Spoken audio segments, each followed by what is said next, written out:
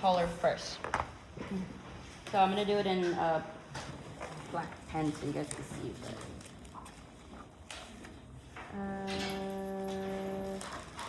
This paper's too big.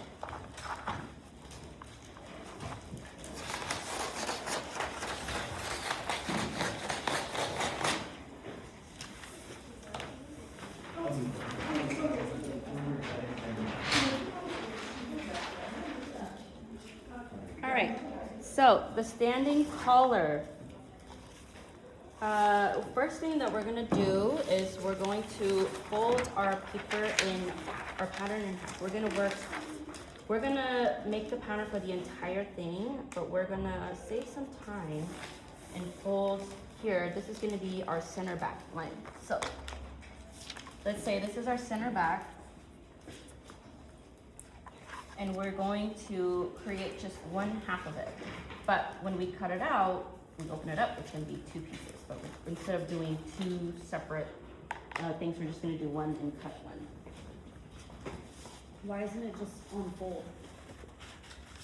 You can do it on fold, but it's such a small piece. And I actually find that if you are cutting a small piece that's curvy, it might shift when you're cutting on fabric, so the angle of it isn't gonna be consistent. Right. So having one long piece is a little bit more consistent. Okay, so first thing, we're going to measure where we're gonna place our collar. So for us, we're gonna do just the neckline, back neckline, all the way to the front, the center front.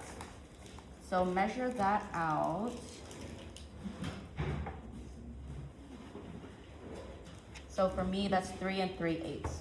So I'm just gonna note that down somewhere. My back neckline is 3 3/8. Now for the front,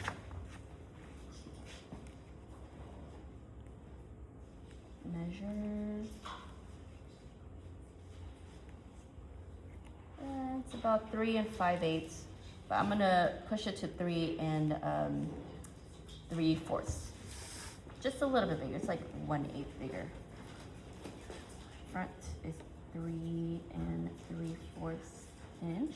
So these measurements, I'm going to draw it out on a straight line. So from that fold line, we're gonna square out a line, then put in these measurements that we just did. So my back neck, if you can imagine, center back here, our back neckline, and then our front neckline is gonna be closer to this side. So back neckline was 3 3/8. This is gonna be our first notch, and this notch is our shoulder seam, this join seam right here. So we need this notch here, and then now we're gonna draw the front, which is 3 3/8. This is our center front. So from the center front, we can square up, but that's not gonna be where the edge is. We're actually going to add a little bit of curve here. The reason why we don't want it to be completely straight is because when it comes from the back to the front, it has a natural curve. So let's just kind of help give it a little bit of curve instead of doing it completely straight. If it's straight, you'll have a little bit of pleating at the front, which you do not like. So let's just add a little bit of curve to the front. Go up by 1/2 inch. From here to here, you're gonna curve out. Did I bring my French curve?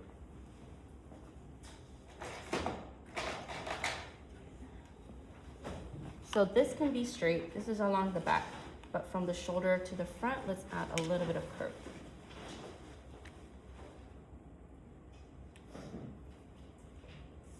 Just up until this point here.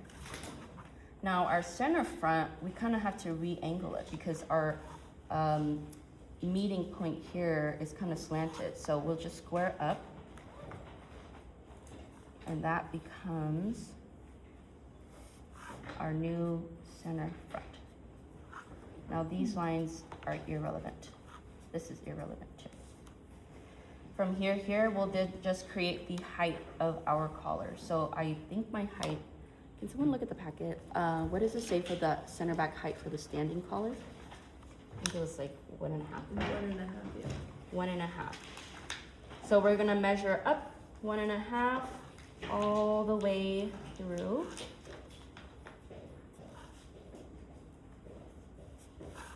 And connect our lines.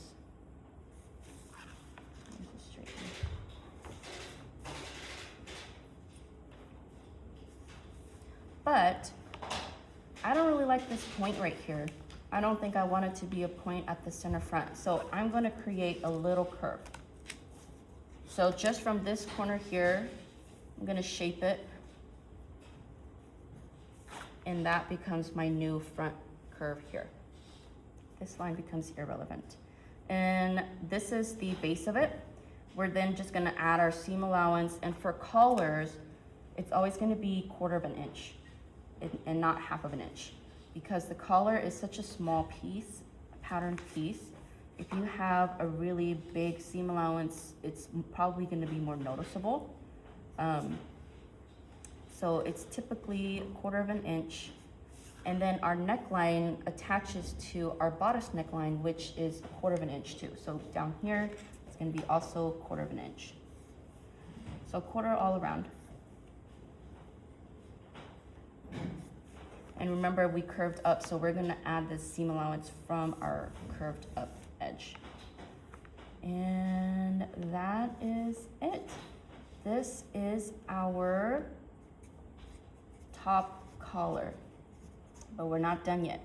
We're gonna create 2 more pieces based off of this one. So we have a top collar. Oops. While it's folded, I'm gonna cut it.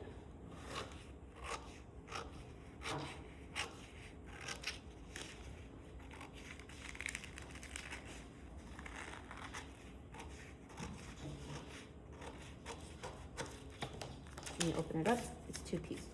So you don't have to do this side as long as all of your information is here, but when you notch it, punch the notch so that it translates to this side as well. But we have a top collar, we need to draft an under collar. An under collar is just the second layer, but you have to draft it separately instead of copying this one, like when you're cutting on muslin. Like, why don't you just use the same pattern, cut twice? No, because the under collar, we're gonna trim it a little bit so that it allows the outer edge to roll off so that you don't see a seam. So remember when we did the, when you guys did the V-neck pattern bodice and you sewed the neckline, you had to do an understitch to help the seam allowance and all of it stay inside. So we're gonna copy this pattern and trim away the under collar so that it kind of, when you sew it together, it's gonna create that natural curve instead of having to do a top stitch. I mean, not top stitch, understitch. So we're gonna trace it exactly as it is.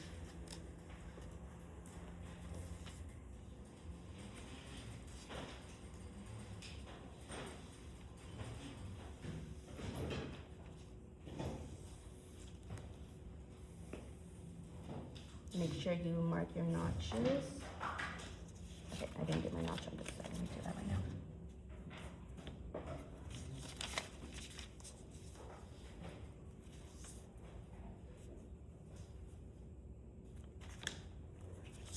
And then the neckline edge is gonna stay the same. This is the neckline edge because it's gonna attach to the neckline bodice.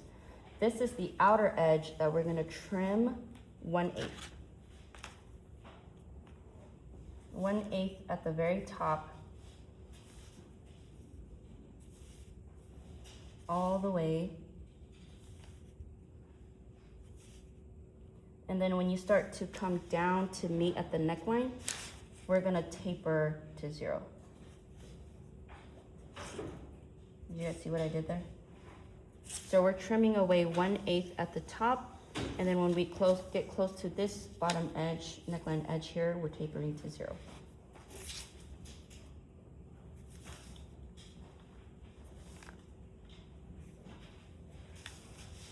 That's it.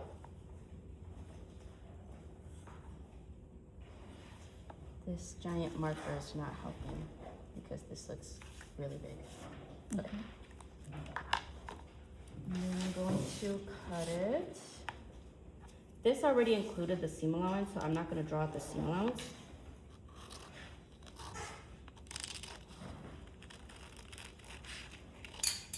trimming off that 1/8.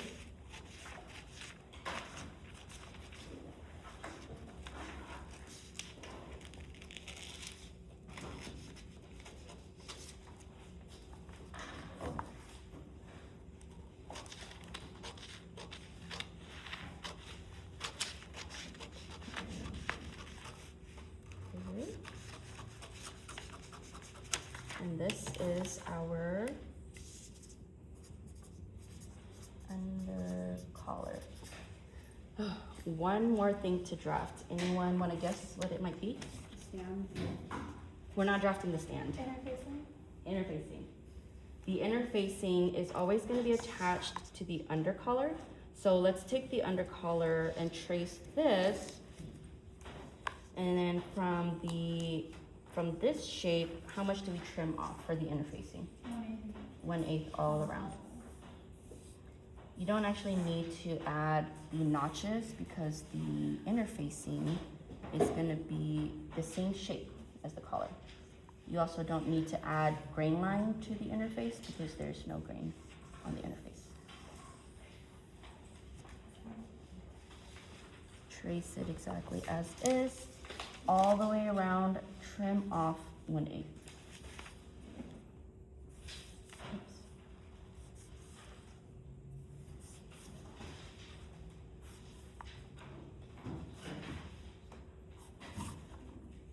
So this is a standing collar, but this is also how you draft a collar stand.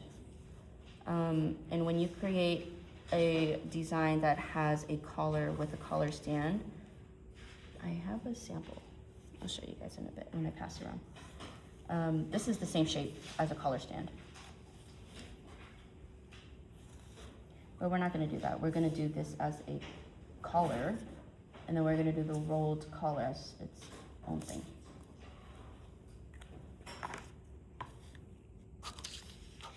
Trim that away.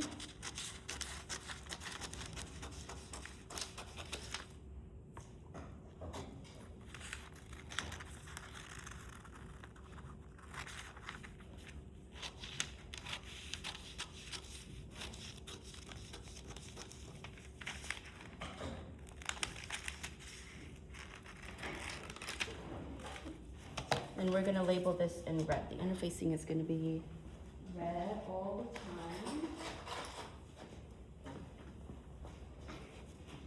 Interfacing. So now you wanna do your checks. You have your top collar. And when I grade it, I'm gonna line it up and I'm gonna see that, okay, you trimmed off 1/8 here. This edge is the same. You check the interfacing. The interfacing is the same as the undercollar, but reduced by 1/8 all around. So that's how you do your checks, and this is all for one collar. You'll label it as, we always label it, your name, the piece, you're gonna have multiple pieces, and you're gonna incorporate or add all of these collar pieces into one pattern chart. So you're gonna have 3 different color pattern sets. So there should be a total of 9 pieces on the item. Okay, so now